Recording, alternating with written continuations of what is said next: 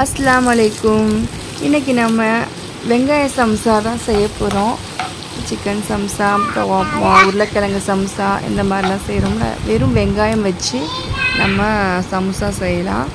அதனால் சரி வெங்காயம் ஒரு 3 வெங்காயம் பெரிய வெங்காயம் கட் பண்ணி எண்ணெயில் போட்டு ஓரளவுக்கு வதக்கும்போது கொஞ்சமாக மசாலா சேர்த்துக்கோங்க. ரொம்பவும் வதக்க வேணாம்.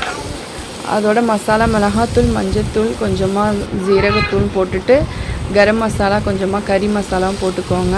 போட்டு நல்லா மிக்ஸ் கொஞ்சமாக வினிகரும் ஊற்றிக்கோங்க. வினிகர் இல்லாட்டி லெமன் ஊற்றிக்கோங்க. கொத்தமல்லி புதினா போட்டு வதக்கிக்கோங்க. ரொம்பவும் வெங்காயம் வதக்கக்கூடாது. நம்ம சமோசா கடிச்சு தின்னும்போது கொஞ்சம் சவுக்கு நல்லா கொஞ்சம் சவுக்குன்னு இருந்தால் தான் நல்லாயிருக்கும். இங்கே பாருங்கள் சம்சா நான் ரோல் பண்ணி ஃபில் பண்ணிகிட்ருக்கேன். சம்சா சீட்டில் ஃபில் பண்ணி அதை ஆயிலில் போட்டு எண்ணெயில் போட்டு பொரிச்சு எடுப்போம்.